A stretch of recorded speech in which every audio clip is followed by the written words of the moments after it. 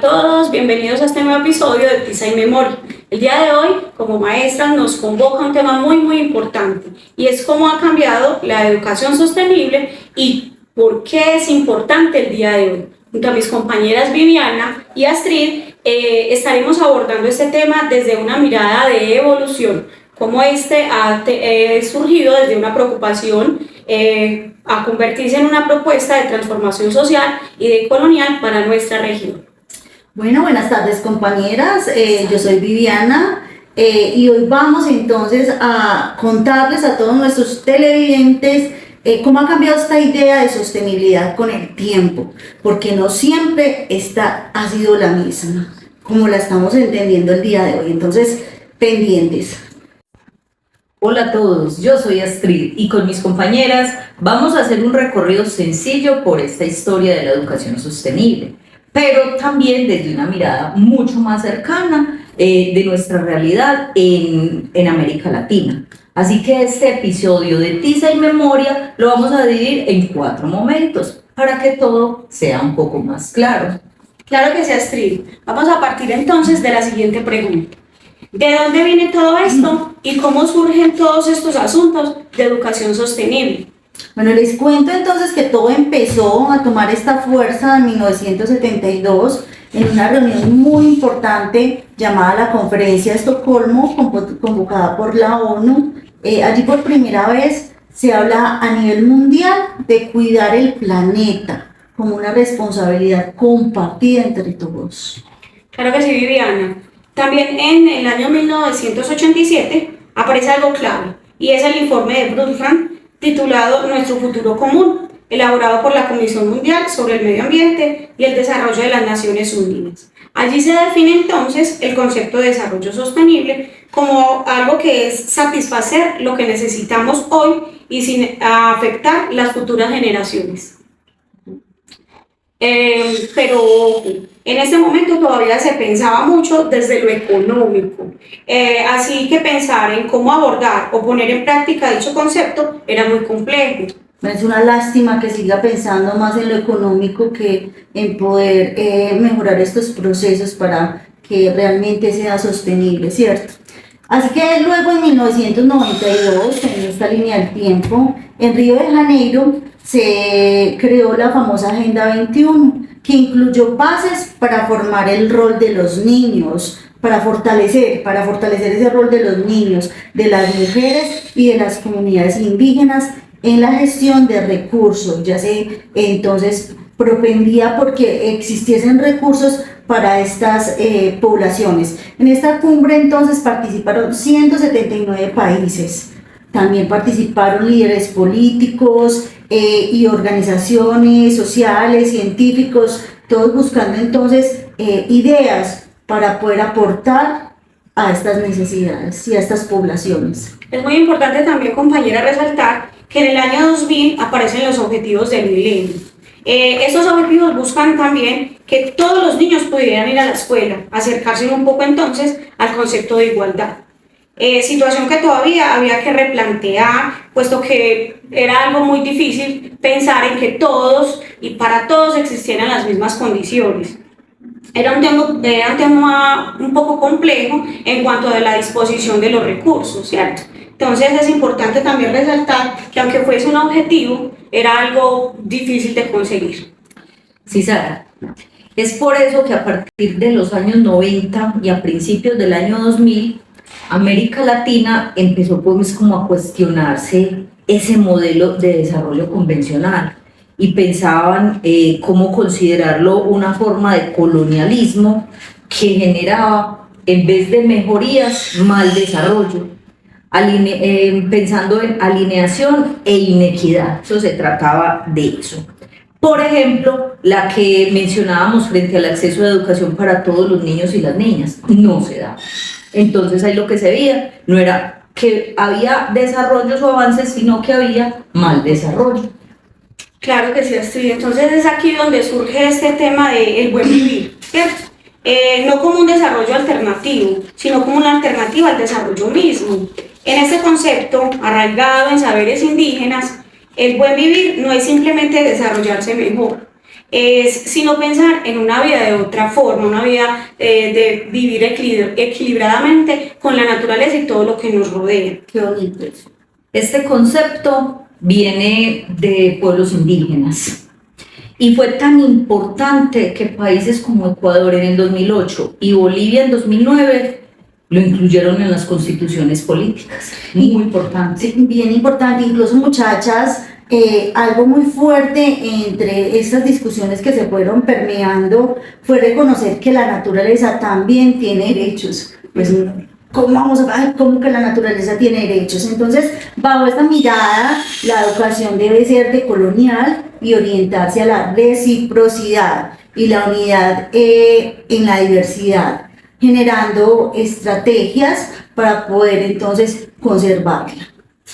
Entonces, vea, compañeras, teniendo en cuenta lo que cada una de ustedes menciona, la educación cambia, ella no se estanca, ella va evolucionando día tras día. Ya no es solo que empecemos a vaciarle contenidos a nuestros estudiantes, sino también aprender a convivir, aprender a respetar y aprender a cuidar, no solo al otro, sino también a lo otro. Muy bien, Astrid, entonces aquí hablamos de corresponsabilidad, ¿cierto? Y un dato muy importante es que a nivel ya nacional, Colombia en el año 2012 entonces tuvo un papel bien importante al adoptar lo que conocemos como los Objetivos de Desarrollo Sostenible, los ODS. Vivi, es muy importante también resaltar que estos se aprobaron en el 2015, en el año 2015, como parte de la Agenda 2030. Y uno muy importante es el ODS número 4, que habla de educación de calidad para todos. Qué reto tan grande. Hay compañeras, pero la realidad no es tan sencilla. América Latina sigue teniendo mucha desigualdad social y eso también nos toca a nosotros en este territorio. Y eso afecta directamente a nuestro campo, la educación. Sí, Astrid, en Colombia, por ejemplo, el COMPES 3918 de 2018, que es como la hoja de ruta para cumplir estos objetivos, los enmarca, ¿cierto? Y nos hace el llamado, ¿cierto? A ponernos pilas con este objetivo de que en realidad se pueda cumplir. Bueno, y se van a cumplir teniendo en cuenta eso que decía el objetivo número 4, ¿cierto? El ODS 4, que educación de calidad. Y muchas veces, según datos recientes, el país lleva alrededor de un 66%, estos son datos estadísticos de avances frente a la educación, en avances en la educación de calidad. Pero hay un problema muy grande, especialmente en aquellos departamentos olvidados. Sí, compañeras, sobre todo en aquellas zonas rurales donde carecemos de acceso a internet. Los niños mínimamente alcanzan quinto de primaria y muchas veces no van a la secundaria, educación superior por ningún lado. Eso nos da a entender que todavía hay muchas brechas y mucha desigualdad social, lo que ese ODS número 4 como que está en falencia. Claro que sí, Astrid. Por eso, en la actualidad, el plan de desarrollo busca precisamente algo clave, que la educación no sea un lujo, que no sea para unos pocos, sino que en realidad sea algo que se pueda obtener para todos. Una herramienta real que reduzca esas brechas, que todos podamos ir a la escuela, que todos los maestros, porque nosotros también nos incluimos allí, todos los maestros estemos en capacidad de aportar a esa educación con calidad. Bueno, Sara, frente a ese desarrollo humano que decías, desde esa capacidad o desde ese ejercicio que tenemos nosotros de poder empoderarnos para lograr una educación con calidad, hablar de educación sostenible también es hablar de justicia, de respeto por la naturaleza y de cambiar la forma en que nosotros estamos viviendo. Sí, compañeras, y como futuras magísters tenemos un reto, pero demasiado de grande, pero además muy bonito, muy desde lo humano.